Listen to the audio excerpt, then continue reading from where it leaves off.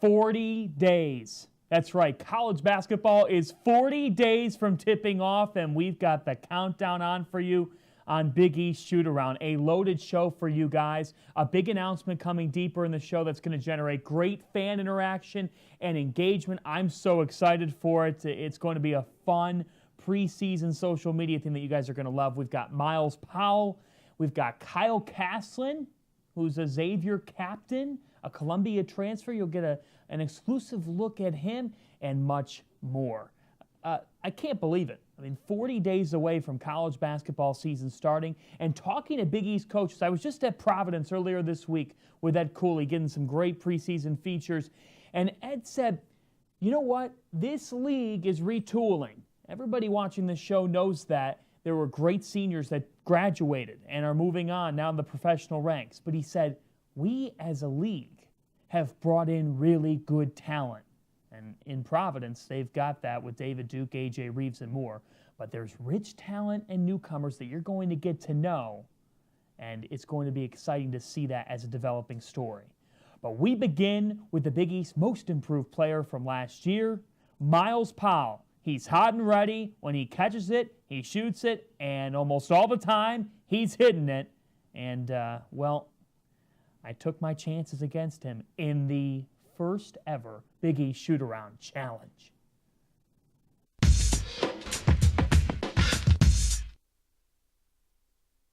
I am joined by the Big East most improved player from last season. Now he's ready to be Seton Hall star. It's Myles Powell. Myles, before we hit the court, how much are you looking forward to really being the leader of this team? I've been working on it all summer. Me and my teammates, we've been getting after it, working hard, following coaches' rules and inspections that he has for all of us. So, I just can't wait to get out there and get going. What's the biggest part of your game you've been working on? Handling the ball and being the leader, being the vocals, being the voice. It's different when not having the 4 seniors here. Looking over my shoulder for one of them guys to tell me what to do, and now everybody looking at me. So I've just been working on being the leader. How do you guys continue the standard that's been set the last 3 years? We're just following Coach. Coach knows he has the game plan, he knows how to win, and we have faith in Coach just like he has faith in us. So we're just going to follow what Coach has for us to do. A lot of people are excited about Myles Powell. What can you say about his development? He's been here all summer with me. I put him under my wing. I know he's worked hard. I know he's anxious to get out there and go. We had a conversation. I told him to go get the most improved just like I did. He didn't make a freshman team. He took that to the heart just like I did. I told him it's okay. You're gonna make some noise this year because we're going to need you to win. So I know Myles Powell is ready. This guy here, he's got his routine down. When you're on Instagram or whatever social media platform it is, you're working out. Yeah. How much of that plays into your life? How much of a routine is that? And what do you tell yourself? Just how my body is now. If I don't work out, I don't feel right. If I'm having a bad day, I go shoot. So that's just my lifestyle. So once you get it's like the same people going to jobs. That's just what they do, and that's just what I do. So yeah, that's all I know. Who's your favorite? Well, actually, I know your favorite player to watch is. Yeah. But tell us about your relationship with J.R. Smith. He's like a big brother to me. He's been going through a lot. Everybody was giving him what happened in the finals, but he came back. He had me in the gym, worked on a couple things. He watched some tapes, gave me some new moves that I can put with my game, stuff like that. So, but I've been watching C.J. McCollum a lot too. So I want to modify my game after him a little bit. What does he do well?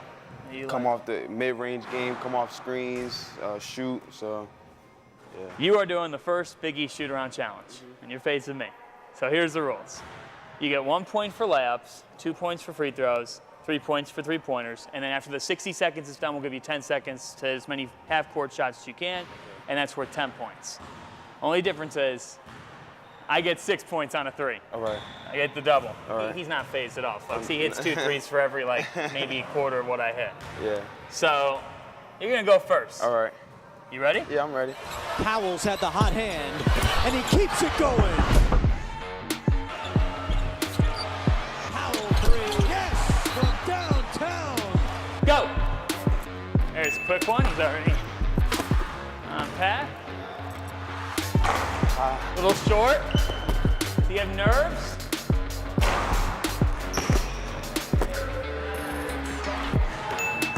There's 4 right there. 7. 10. Uh-oh, folks. He found a sweet spot. Oh, shoot.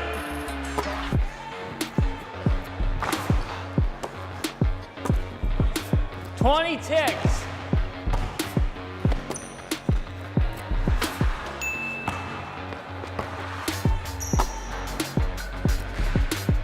Oh, boy. Oh, my goodness. Folks, I got my work cut out. There's just no way. Can't miss. Can't miss. Time. 1 more. Ah! I get a half-court shot now, right? And go. 10. No, shoot. Push. No, That's one no. shot. That's 10 right there. We'll give him 1 more for good. No way. That's another one. No, it's short. 41 points has been set, which means I really have my work cut out for me. He's got that look. This is already over.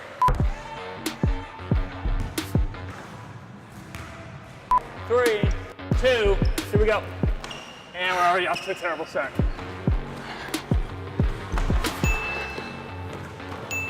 Here you go. Yeah, John. All right, there's 5 right there. I thought I would have been doing a friendly bounce. Not good.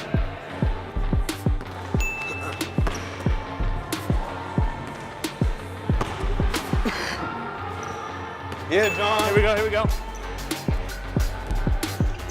Forget about it. Hey! There's 1. 2.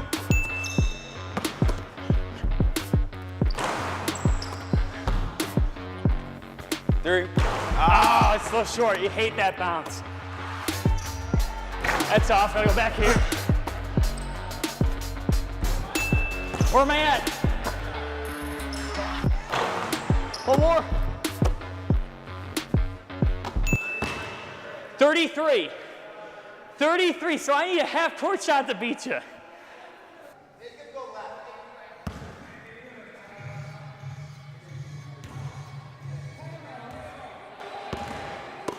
All right, I just got my good luck charm from Tony Bazzella. I think that's gonna work. Here we go, Myles. I got 10 seconds, so I probably have time for 2. 1 more. It's all, I'll have to take 1 more. I'm off. You got me by 8. Got me by 8. Myles Powell takes the first shoot-around challenge. It was close, though, against maybe the best shooter in the Big East.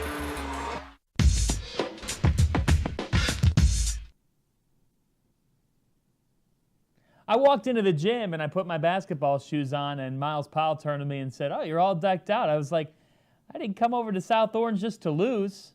I'm going to get one of these shoot-around challenges down the road. I could tell you, but I did end up losing. I ended up taking the L. Myles Powell takes it, and it also helps the scoring system is a little bit skewed there, as you all can see, but he didn't need the 10 seconds to hit a half-court shot. He is included in our big announcement today. That's right. We have made the bracket for the Big East Preseason Player of the Year fan vote. This is the first time that we've done it. We know that there's rich debate, so here it is. The bracket for the Big East Preseason Player of the Year. We've separated it into East and Midwest, 16 players from across the conference. Every team is represented. I know you're going to be tweeting out all kinds of different opinions. This is going to get crazy, but just off the top, folks, how about Shamari Pons and Phil Booth? And then I go down to the lower bracket, and I get fascinated by Eric Paschal versus Marvin Clark. Jesse Govan, a lot of people are talking about him. He's going to take on Justin Simon. And then on the right side, I'm fascinated by Kamar Baldwin and Najee Marshall. Baldwin from Butler and Marshall from Xavier. There's a lot of hype around him having NBA potential down the road. He's such a versatile weapon. The Martine Crumple story at Creighton, such a great comeback story, and they believe that he can be their leader.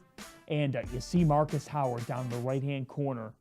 He's back at him. He's poised to come out in the Midwest region. It'll be interesting to see who does it.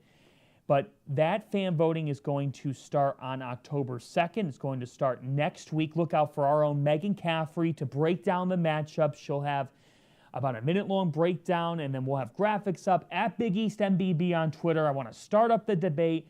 Look at that bracket and tell us what you think by looking at it. I'm sure it's going to generate some great attention.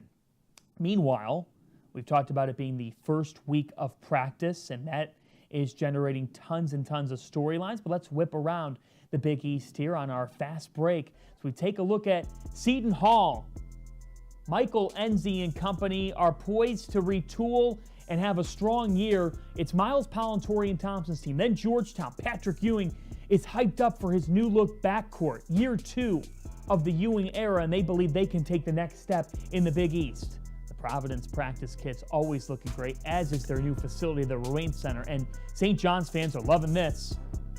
Shamari, Marvin, Justin. St. John's has stability with those guys back a little bit. And then Villanova, new faces, but the same expectation. The Wildcats are rolling. Here's Travis Steele, the Xavier head coach. You guys get 3 turnovers for the entire competing segment today.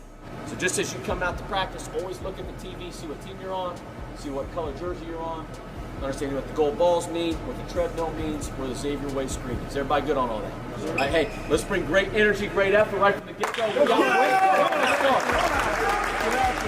to There it is, Travis Steele, a new era at Xavier, but they have such a rich history of great head coaches, and Steele looks to put his stamp on the Musketeers program, but carry them to where they've never gone before. Down the road, a Final Four.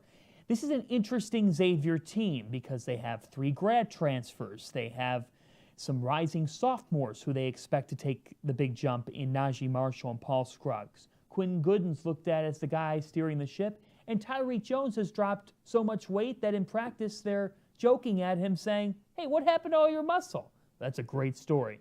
You know Tyreek Jones, you know Quinn Gooden, 2 of 3 Xavier's captains. You don't know Kyle Castlin as well. But we've got you covered with a full inside look at the Columbia transfer's path to Xavier.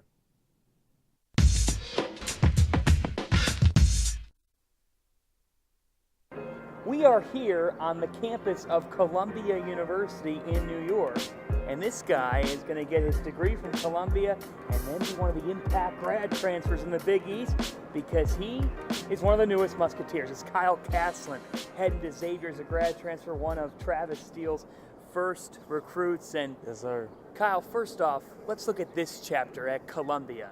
What's it been like as a Lion? Oh, it's been great. You know, I got to experience, a great academic school as far as getting my degree. And then playing Division I basketball, I got the opportunity to play against some high-level teams in non-conference. And then just playing in the Ivy League was also a great experience, too. So it was a great experience all in all. Take me into that because I think that everyone has their thoughts on life as an Ivy League men's basketball player. Yeah, I mean, it's a lot. I think our league is very unique just because we play back-to-backs every week. We don't play during the school week because they want us to focus on our studies here at Columbia and in the Ivy League. So, you may finish at Harvard and have to drive 5 hours to Dartmouth that same night to play the next day. So I think it's very unique in that sense, and also just the focus of academics, obviously. You were telling me you have 2 papers for finals. You've already finished one. When's the other one even due? So one's due this Friday, and then the next was due Monday, and they're both 20-page papers. Oh, see, where I went to school, you could just start up the night before. You're already done with one. Yeah, I'm already done with one, though. No procrastination here. No. You had to work ahead. None. Xavier Nation is ready for you. Yes, sir. What sold you on Xavier?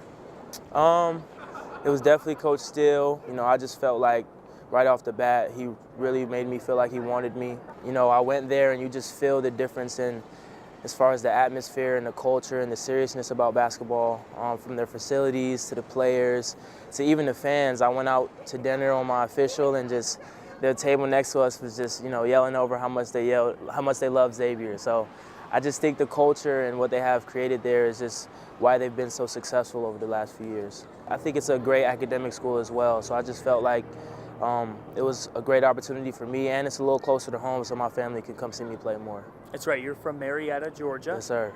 If I were to take a trip to Marietta, I love to go out to eat.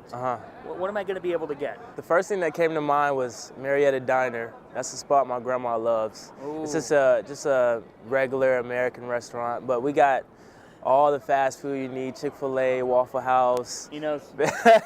I would like Marietta a lot. I need to take a trip down to Marietta. Tell me about your family. Oh, no, they're great. My mother, Kelly, my stepfather, Pedro, my younger sister, Ryan.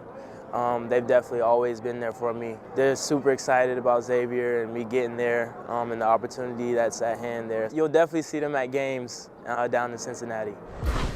We're going to head to what's going to be your new home next March, Madison Square Garden. We're going to get your thoughts on that. But first, we're going to take the one line. We're going to take the subway over at MSG. Okay. What do you think of the subway?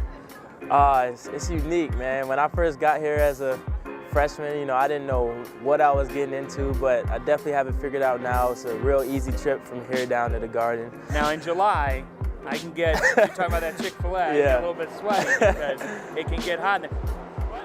Stand clear of the closing doors, please. Let's hit the city. We're on the subway now. Yeah. Let's go to the pros. Who are some of the players that you look up to most, their games? Definitely Kawhi Leonard, just because, the way he plays on both sides of the ball. He's been a great example of a guy that wasn't like a Kevin Durant coming out of college, but really worked to be where he is now. Russell Westbrook, just because of the way he plays, his passion, the way he goes at people on both sides of the court. And then I love watching Michael Jordan too, though. Okay. Yeah, just some old school, and getting to watch him play in the Garden against Patrick Ewing, who's now coaching the Big East. So it's just all like, as far as the Big East, coming full circle.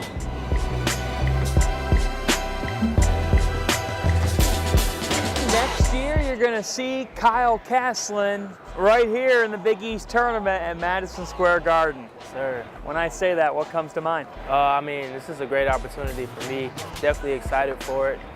I feel like every person that loves basketball and wants to play at a high level grows up wanting to play in the Garden for sure. The excitement and the atmosphere in this place is crazy. The fans, I think I came to maybe the championship because I think that was the year Seton Hall won. And the atmosphere was crazy, the fans being into it, couldn't hear a thing. So that was a great experience. It's something that I definitely would like to experience for Xavier and the whole Xavier Nation for sure.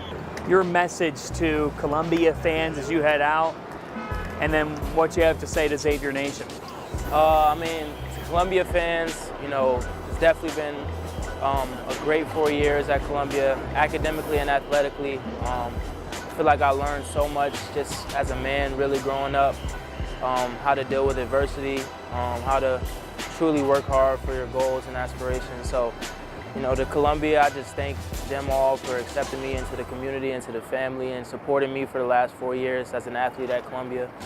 And to Xavier, I'm just super excited for the opportunity. I'm definitely going to come in and work my tail off. I've already been working my tail off since my last game of the season here at Columbia in preparation for next season. And so, I'll definitely be one that plays with a lot of passion, come in and try to be a leader, and I'll definitely represent the Xavier Nation in a positive way for sure.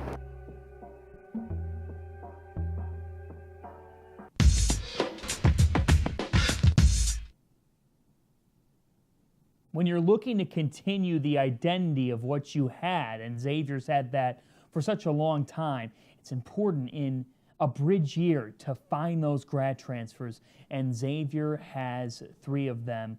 Zach Hankins, Ryan Wellage, and then you look at what Kyle Castlin brings to the table. It's going to be interesting to see this Musketeers team in action. A lot of people are looking at them as a potential dark horse in the Big East, and I could definitely see them emerging and fitting right into what will be a logjammed middle of the conference. Well, we said at the top of the show, 40 days away, so the countdown is on. You've got the schedule. I'm sure you're marking your calendars now, folks. I cannot wait. And In the world of social media sports this week, I want to extend a Big East Hoops welcome. Gritty, you're always welcome to a Big East basketball game. The new Flyers mascot. I mean, that was epic. That was, I don't know, Gritty and Will D. Cat are now kind of cousins. Isn't that fascinating, Big East Hoops fans? That's going to be interesting. And by the way, shout out to a couple of Twitter people who said Johnny McBuckets today based on the Shootaround challenge. Look, the jump shot doesn't have to be pretty, but if it goes in, that's all that matters, right?